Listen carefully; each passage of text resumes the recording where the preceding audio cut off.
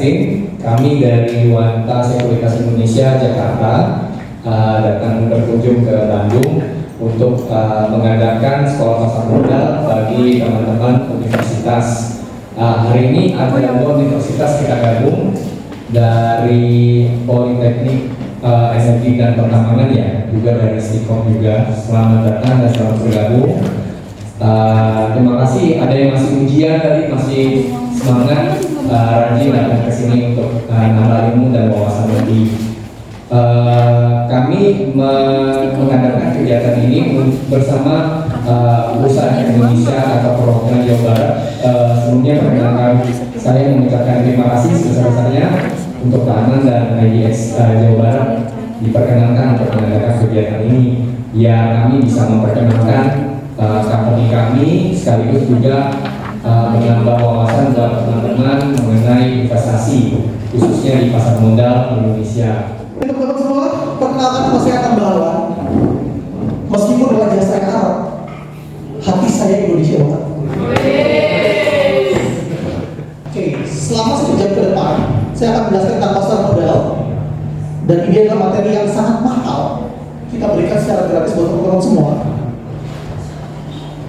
Seluruh orang kaya pasti memanfaatkan pasar modal. Pasti. Seluruh orang kaya, mau top 5, top 10, top 20, top 100 sekalipun, pasti memanfaatkan pasar modal. So, buat teman-teman yang sekarang mungkin saja uangnya masih belum cukup, nanti bakal ditopapkan ya dengan sama lembaga sekuritas, itu luar biasa 100.000 loh. Udah bisa beli banyak saham loh, pilihan sahamnya udah banyak dengan uang 100.000. Nanti saya kasih tahu, kalau sebenarnya saham itu cenderung murah, tidak semahal yang teman-teman bayangkan. Teman-teman sekarang sudah berada di kantor perwakilan Bursa Efek Indonesia Jawa Barat. Kita punya total 29 kantor perwakilan di Indonesia, dari Aceh sampai dengan Papua. Lokasinya selalu ada di ibu kota provinsi. Kalau di Jakarta ada di Jakarta, di Jawa Barat ada di Banten, di Jawa Barat ada di Bandung, di Jawa Tengah ada di Jogja juga provinsi sendiri, ada di Solo, Semarang, Jawa Timur ada di Surabaya. Begitu dia sampai dengan Papua. Dan teman-teman sudah datang di salah satu kantor perwakilan. Teman-teman perlu tahu kenapa kita harus melakukan investasi. Seluruh kegiatan yang kita lakukan harus berdasarkan alasan. Teman-teman kuliah pasti ada alasannya. Teman-teman datang ke sini pasti ada alasannya. Teman-teman makan pasti ada alasannya. Investasi juga perlu ada alasannya. Kenapa? Saya kasih contoh teman-teman. Uang 100.000 zaman kita dulu, zaman saya dulu, iya. Dengan uang 100.000 yang sekarang itu angkanya sama tapi nilainya berbeda. Ada yang tahu kenapa? Inflasi. Itu udah canggih. Orang komunikasi nggak tahu inflasi karena ada inflasi. Pernah megang uang 100.000 ini? Pernah? Pernah. Pak Dede pernah pasti, Pak Dede? Pernah ya yang ini ya? Yang ini tahun 2001, 2002, 2003, 2004. Ini salah satunya ini. Baru lahir. Ya, ada ya orang lahir di atas tahun 2000. Nah, dulu 100.000 ini kalau kita ke supermarket itu udah full. Setahun full, full. Kalau yang ini pernah megang? Masih? Merah kan tadi ya? Bukan pecahan kan? Oke, alhamdulillah. Dengan ini udah bisa di setengahnya doang sekarang. Udah nggak bisa full. Bahkan yang sekarang ini ya hampir nggak ada nilainya. Dari kopi kenangan cuma bisa beli 4, yang gambar yang cuma bisa beli 2. Buat pacarnya kurang. Padahal pahlawannya sama, warnanya sama, nominalnya sama. Tapi kenapa dibelanjakannya berbeda? Udah sarapan? Udah makan siang? Nah, ini ada breakfast, silahkan dicoba makan-makan dulu. Silahkan nggak ada masalah kalau mau dimakan, karena saya mau menjelaskan sekali dulu. Ada yang tahu ini apa? Iya, ini namanya Kremi.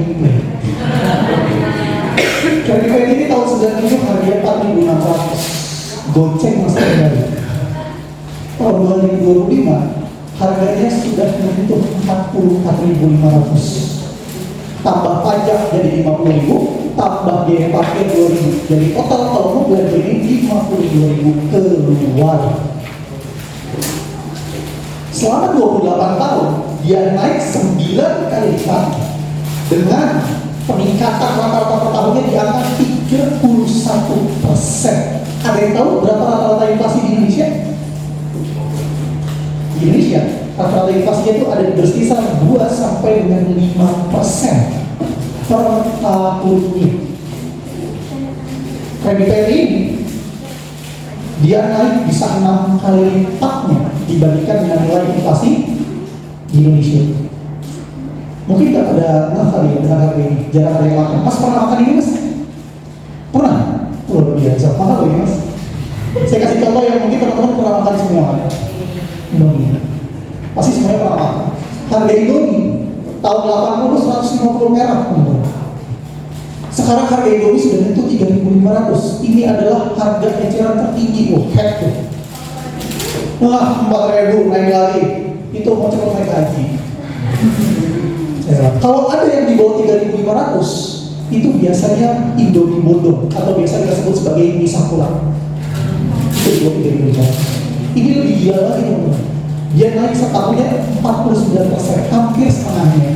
Artinya kalau sekarang harganya 3.500, tahun depan harganya sudah menyentuh 5.000 rupiah. Itu kan tadi pasti. So, ada yang kos? Ya. Ada berapa banyak angkatannya yang kos? Loh, semuanya yang kos dari mana sih? Bukan dari Bandung berarti? Dari mana? Dari Medan. Coba nanti si kos sama kos, saya telah survei 100 orang.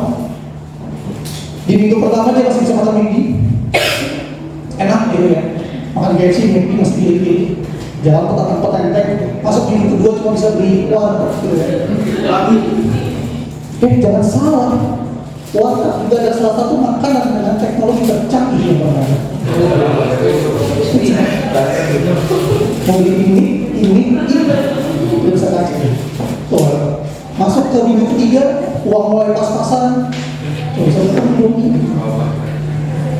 Utang di warteg udah full, nggak bisa dibayar. Masuk akhir bulan, gitu ya. Kesalahan kalau yang uangnya masih ada, dia bisa masih beli energen, kopi jadi. Tapi saya udah bisa. Ayo, refill terus. Ini waktu 3 bulan terakhir pernah ngerasain gas LPG langka? Loh, kok saya sendiri ya? Bahkan odol pun kita gunting gitu ya untuk mendapatkan titik maksimal odol untuk maksimalkan itu semua. Ini biasanya yang udah saya survei. Kalau kalian tidak merasakan, berarti kalian tidak masuk dalam surveinya. Apa perbedaan antara investasi dengan menabung? Mas, saya investasi, tapi saya investasi di bank. Toh di bank dapat bunga kok. 2%, 3% per tahun itu juga investasi. Jadi teman-teman, ada perbedaan antara menabung dengan investasi. Saya highlight beberapa poin.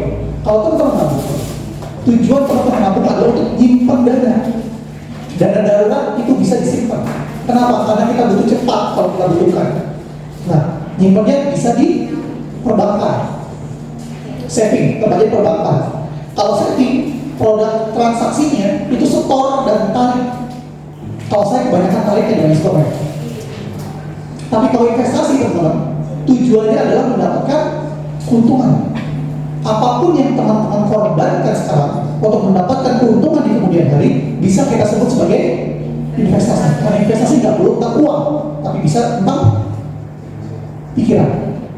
Teman-teman kuliah bayar kan? Capek belajar kan? Dan mendapatkan keuntungan di kemudian hari. Karena itu teman-teman akan lebih menghasilkan dibandingkan dengan teman-teman bayar ke kampus. Ada resikonya. Seluruh investasi pasti ada resikonya. Apapun itu. Tidak ada investasi yang tidak ada resikonya. Kalau teman-teman dapat penawaran investasi yang tidak ada resikonya, perlu diketahui bahwa pasti itu investasi dapatnya di pasar modal. Kalau untuk investasi, istilah baru nih, apa nih pasar modal?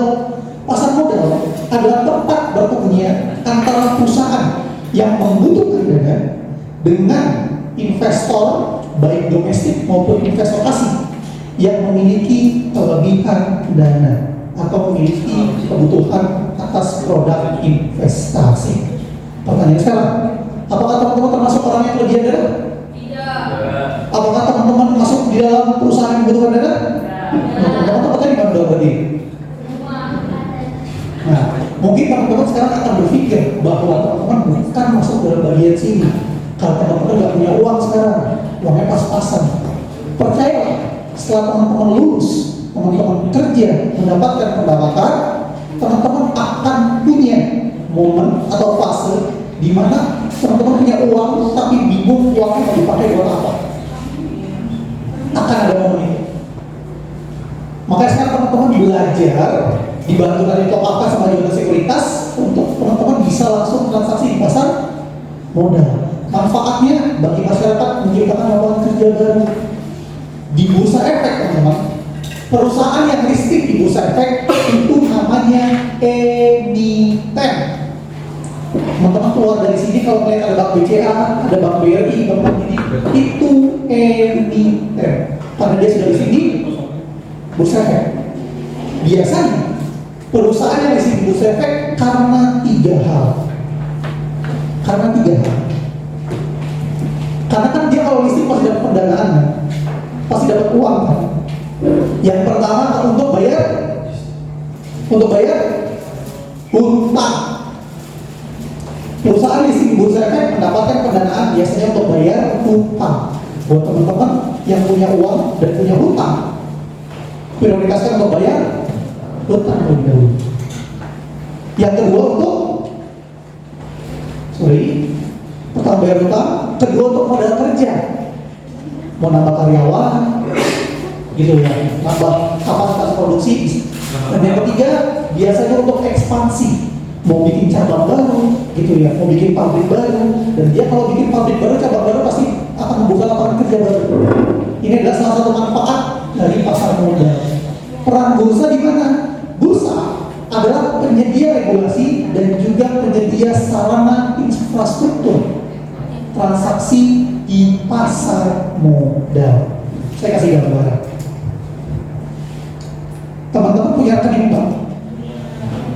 Pertanyaan saya, teman-teman kalau mau nabung, datangnya ke bank BUMN atau bank swasta atau ke Bank Indonesia? Betul kemana? Bank BCA, Bank Mandiri, Bank BRI. Kenapa nggak ke Bank Indonesia? Dia nggak punya produk untuk personal. Mereka regulator, sama kayak bursa.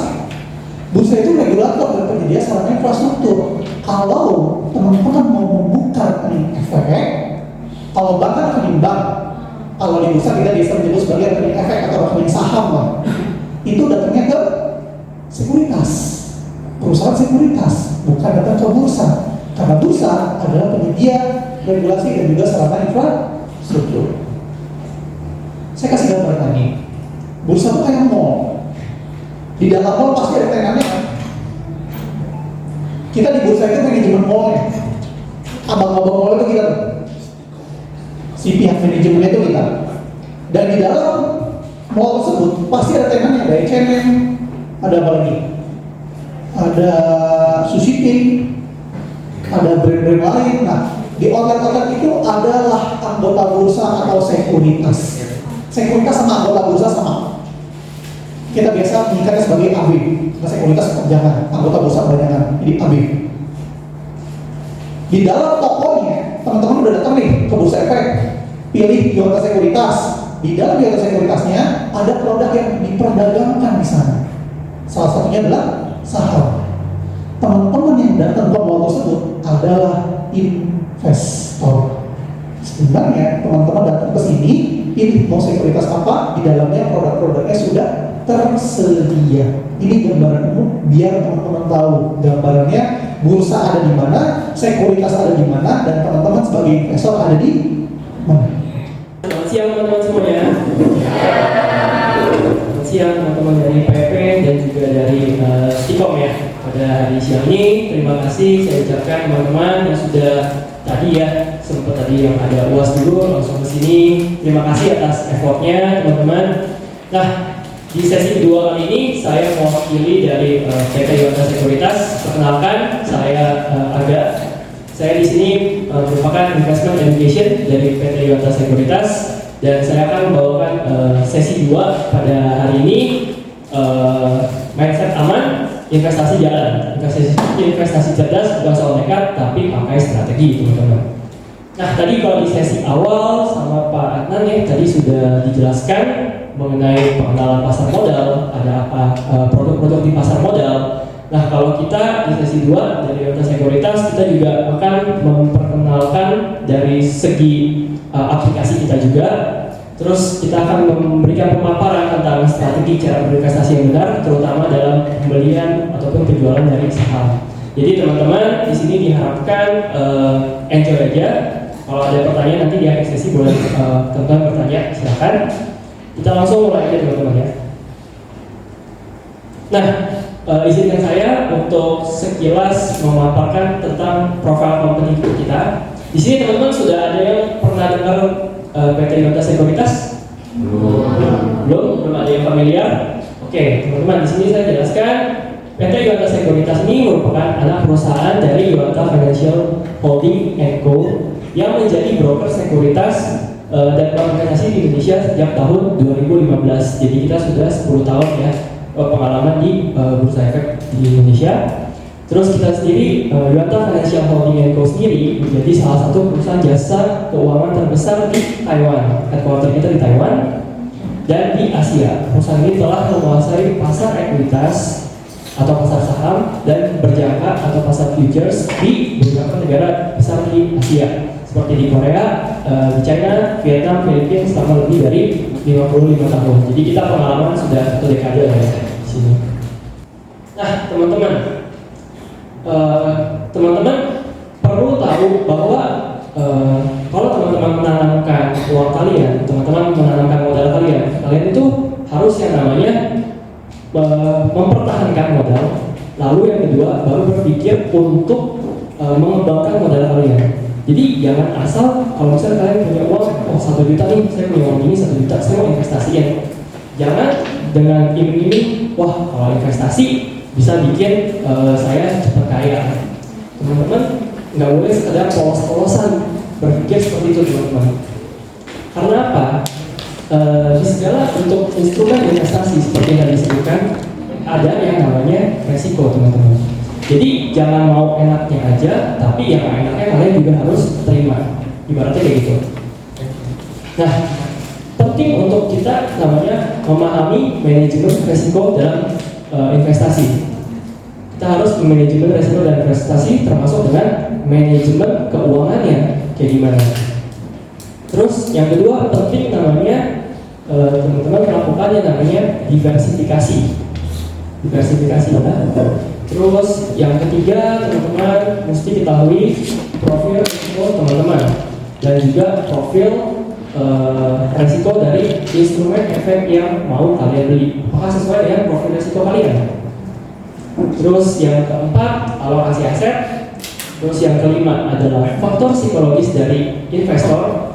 Terus yang keenam adalah membuat trading plan yang realistisnya seperti gimana sih? Nah, dari strategi ini teman-teman, ini yang bisa menjaga kestabilan dan pertumbuhan dari portofolio kalian supaya konsisten untuk bertumbuh seperti itu. Yuk lanjut yuk. Nah, tadi strategi selanjutnya adalah kita harus namanya rebalancing portofolio.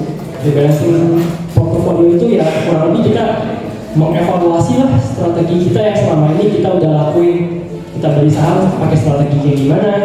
Nah, kalian tuh evaluasi ini ya teman-teman boleh lakukan secara bulanan mungkin atau secara 6 bulanan atau secara tahunan. Jadi kalian lihat nih selama 1 tahun sama periode tertentu kalian melakukan strategi ini bisa mendatangkan kalian profit yang maksimal atau enggak sih? Apakah kalian dengan strategi ini justru malah banyak kalian loss-nya atau kalian udah mendapat profit sekian misalnya konsisten, terus kalian terpacu untuk belajar lagi untuk mencari profit yang lain. Jadi kalian perlu namanya evaluasi, kalian balancing portofolio kalian. Assalamualaikum warahmatullahi wabarakatuh. Waalaikumsalam warahmatullahi wabarakatuh. Nah, ini adalah aplikasi kita yaitu Yes Invest. Ini adalah tampilan awal untuk aplikasi Yes Invest. Nanti teman-teman kalau misalkan akunnya udah jadi, itu akan dapat email confirmation letter. Di situ akan ada user ID kalian dan juga password. Nah, ini tinggal masukin aja user ID sama passwordnya, terus klik login.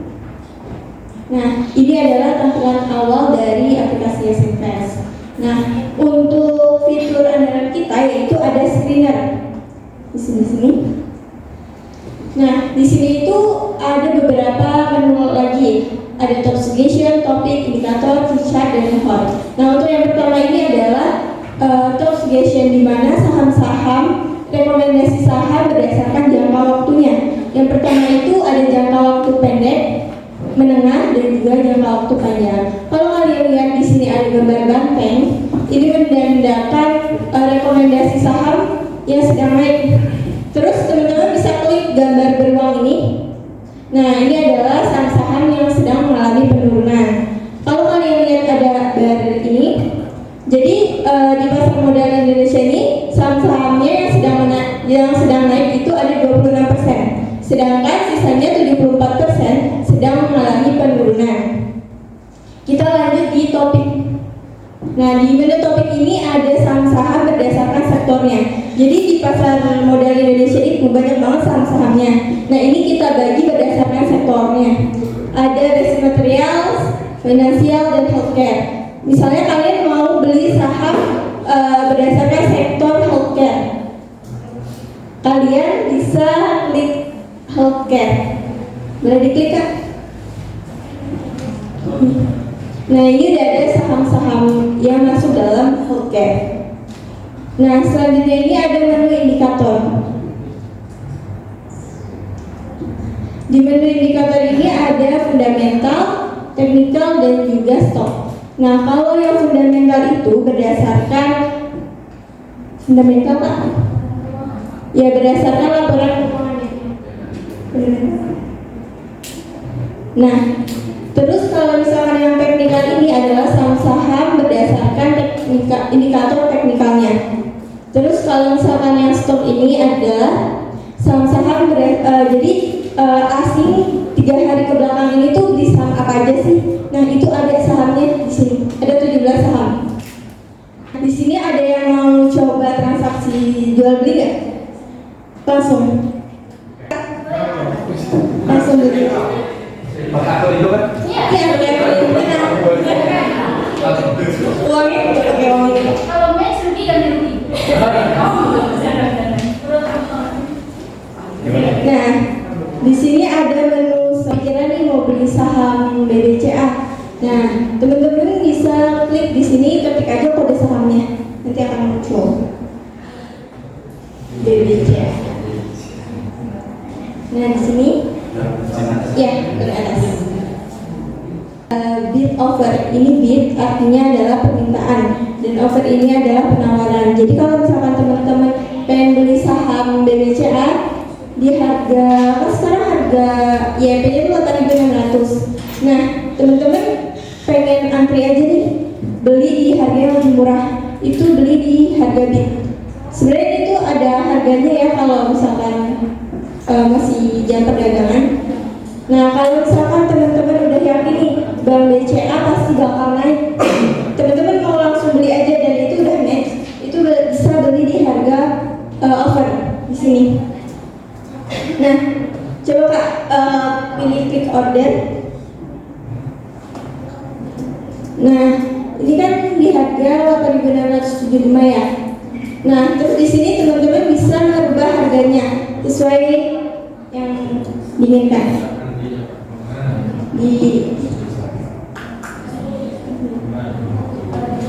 Dikurangi lagi, Kak.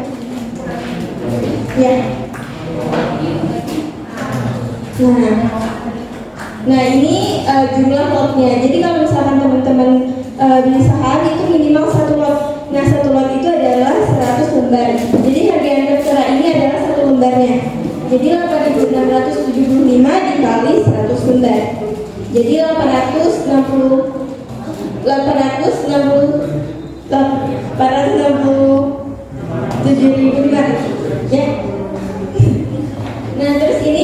T plus adalah uang yang kalian punya di RDN.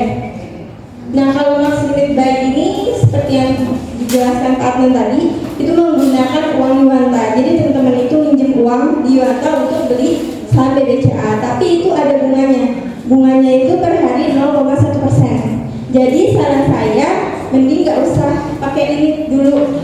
Nah, kalau ini max cash buy adalah jumlah lot yang bisa kalian beli berdasarkan uang kalian. Coba Kak, diklik beli. Baik. Nah, ini submit. Nah, oke. Kita masuk, kalau teman-teman mau lihat orderan kalian match atau belum, pilih klik order ini. Nah, di sini boleh diklik ini Kak.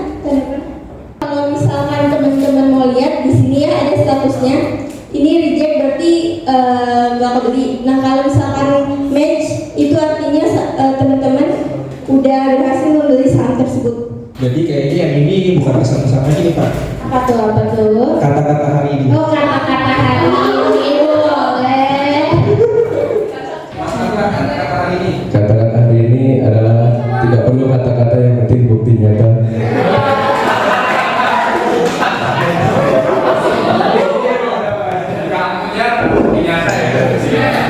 Kata-kata hari ini dari saya, jangan berkembang biak sebelum berkembang baik. Dalam artian jangan dulu